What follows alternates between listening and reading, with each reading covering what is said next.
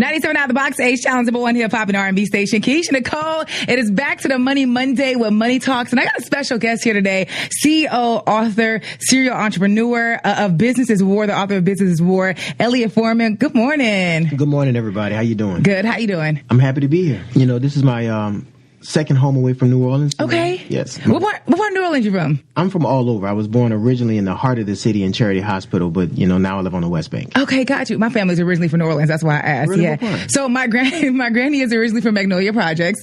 Yeah, her and my grandfather, and then they moved to Houston, they moved to LA. So my generation's from LA. I ended up coming to Houston, which is crazy. And then, you know, they just migrated, but originally from New Orleans. So you got some roots down here. Oh, for sure. Okay. Oh, for sure. I want to talk about your journey because I was reading somewhere that you were in the military before all of this, right? Yeah, I'm a second generation, maybe third generation U.S. military Navy guy. My dad was in the Navy as well. My sister's in the Navy. And so when I got out of high school, I didn't have any options. It was like go to work or go to the military. And, you know, they were ushering me right to the recruiter's office where I committed my life for four years. Okay. And how did you go from being in the Navy to being an entrepreneur? Because I feel like from people that I know, they just really stick to the Navy because it's safe, right? A lot of people want to be comfortable. It's safe. You know, you're going to have a check coming in all the time. You know, if you want to go back to school, you can go back to school. For you, why didn't you stay in the Navy and become an entrepreneur? I knew from the moment I raised my hand that this was just a passing of time for me. I knew I was never going to stay in the Navy. It was because I didn't know what my next step was. Mm-hmm. I took the step that was in front of me. Mm-hmm. And so I did the 4 years. I learned what I needed to learn. I traveled the world. I was so much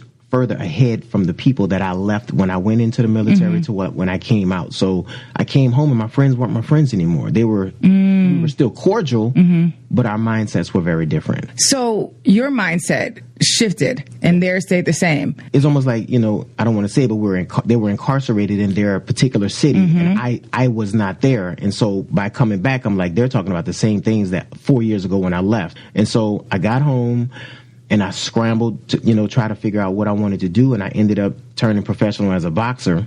Oh, wow. And I did just good enough. I like to tell people I did just good enough not to make any money. And then real life came calling. I started getting older. Now I'm going towards my late 20s and I discovered payment sales. And so I worked a great corporate job for a long time, made good money, transitioned my family out of not the best situation to a much better situation until I had to come to my next pivot where I had to make the decision that I would eventually start my own company. What was the first company that you started? Bonita Payments is the first company that I started.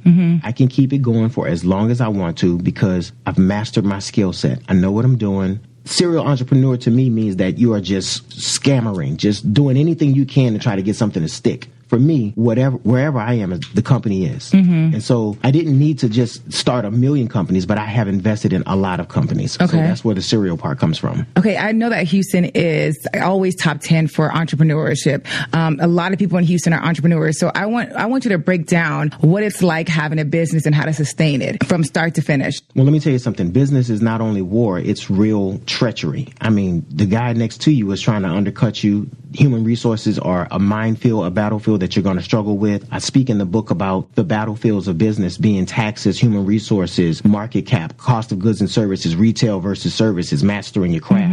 I talk about these things on a high level because the average person opens a business and they don't know anything about what they're getting ready to do. They barely understand the paperwork trail. And many people's, their dreams and their visions die on the vine of permitting. You can't get past the permit process. It might take you a year to get your restaurant open, your food truck open. And so you're out of business. You burn through your cash. You know, your restaurant looks better than the people that can actually sit down in it. Man. The food isn't there. I mean, there are so many things that you got to contend with.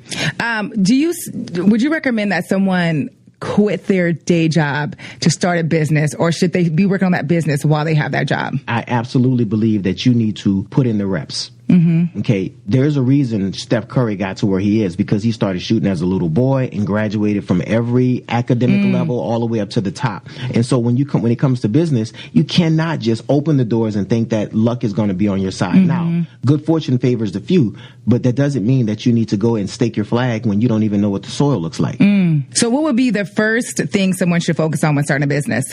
a complete and total market understanding of what's out there, what's to expect, who's winning and losing in the market, what's the likelihood, the life of it, the cost of goods and services, the retail structure, taxes, patterns. You need to be obsessed with it, because that's the only thing that you can do individually to ensure that you're going to survive. But how do you know? How does one know that their business is a good idea? What they want to do is a good idea? If you can explain it to a fourth grader, then you got something.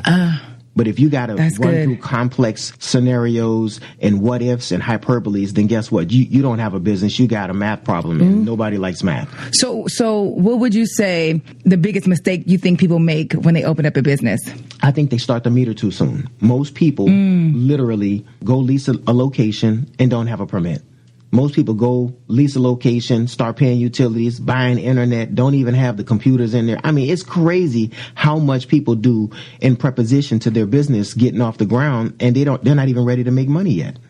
So how would a small business grow without going broke? Let me give you an example. I know somebody who went from the back of the trunk cooking plates to the food truck to the brick and mortar to 10 locations today. Look at that graduation step, the same as I described with Steph Curry. You cannot start the meter too soon. It is the number one thing that burns through the cash that you have. And then now you're robbing Peter to pay Paul. You're not doing what it is that you set out to do. Listen, the numbers of failed businesses, it's crazy. It's almost like 90%. Okay.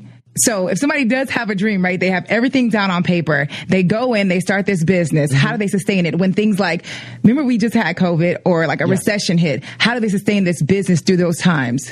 I believe that your lungs and your legs will get stronger as you develop yourself, because you have to be in a position to handle those what ifs and whatnots, right? Because it's going to rain. Nobody factors in the fact that it's going to rain and your business revenues are going to cut by 80% on a rain day, or, whatever, the flu or any other things.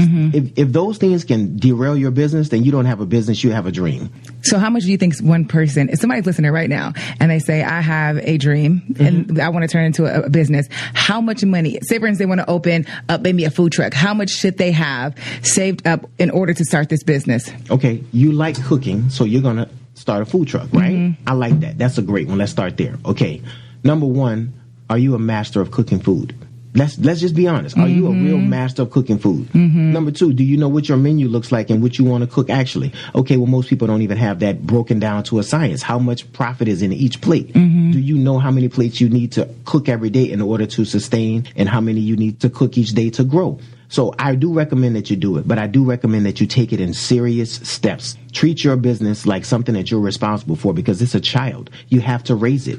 And when you raise a child to be a strong, breathing, capable, able-bodied thing, then it'll do what it needs to do for you. And then you can kind of back up a little bit and be like, okay, look at my child, do what it does. But at the end of the day, you start with the end in mind. You must be able to cook. You must have the fortitude to sit in a hot kitchen on a food truck with the vents not working, when the credit card machine isn't working, when the people got attitudes and somebody want to bring it back after they ate half of it. Listen, business is war, and there are so many things that most people don't think about. Most bank robbers think, I'm going to just get away and be on the island. They don't think about getting caught. Right. Okay, so I want you to think about in your business, what if a pandemic happens? Right. What if the transmission goes and I don't have insurance? You need to be really thinking about any and every possible what if, but most importantly, look, don't quit your job until your business tells you that you need to quit your job.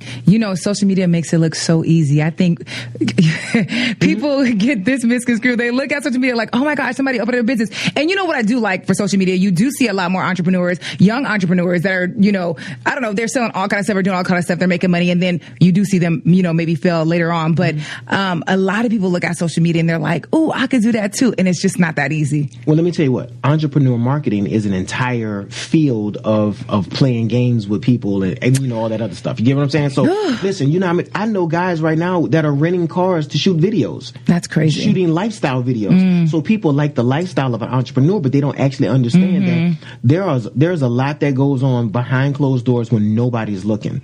Okay, so there's so much more struggle than there is strategy and survival and stuff like that. Why do you think people are starting to open businesses and trying to be entrepreneurs? Why is that? Because they don't have a choice. The days of working at Ford and General Motors are over. Yeah, you're right. Okay, and guess what? You know what? Your parents might have worked in a cubicle, but guess what? You're too good for a cubicle right now. And so what are they doing? I want to follow my dreams and live my passions. And so now you're out here starting a business, and it has failed because you just ran aground on all the things that we just spoke about. What would be one of the biggest mistakes you made, you think? My biggest mistake has always been and will be my ability to discern whether or not a person is good for me and not good for me. Because I have such a big heart, I'm going to give everybody an opportunity. And sometimes that comes back to bite me. But at the same time, it's who I am, and I'm not going to change it. I'm just going to have to hire someone that can do that discernment for me. That's good. That's good. I'm the same way. Yeah. That's good. But I never thought about hiring someone to, discern. Think about that. Yeah. And you know what? That's what I actually did a post about that where I speak that, where you're weak, you have to go and get assistance. Yeah. Find somebody to help you with that. And I'll tell you, every great leader in this world that has ever done anything, man or woman, has always had a left hand or a right hand or somebody that they could really rely on. And here's another problem. People always want to be the number one, but they don't realize that there is wisdom in being the number two or the number three. You can just be a piece. If you're a videographer, then start your business for sure. But you might need to find somebody that you can follow forever. You know what I mean? I'm looking at this chapter right here. Money is a tool you must master. Can we talk about that chapter? So it is such an important piece that you absolutely have to put that into your tool bag. When I say money is a tool that you must master, let's say you fry chicken.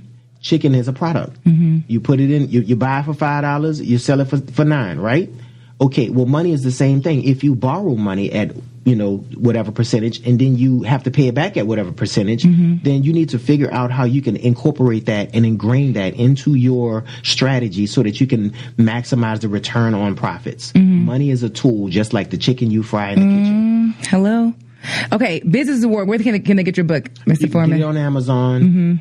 You can get it on Barnes & Noble. I have an Audible version that I struggled very dearly to read the entire book myself. You should have called me. I would have read it for you. I'm just kidding. Listen, do you know how hard it is to read your own I know. book? Man, and then it takes a long time. A month. It took you a month? Well, it's hard, though. It's tough. It is tough. So you can get the audio version on Apple. You can get it on Barnes & Noble. You can get it on Amazon. You can get it anywhere. Just Google Business War by Elliott Forman, and you'll get a copy of it. And where can they reach you if they try to contact you for Bonita Payments? You can just, at Bonita Payments or at Elliott Forman on Instagram. You'll be able to find me, and, let's link up. Let's figure it out. I appreciate you stopping by Money Talks. Yes. Thank you so much.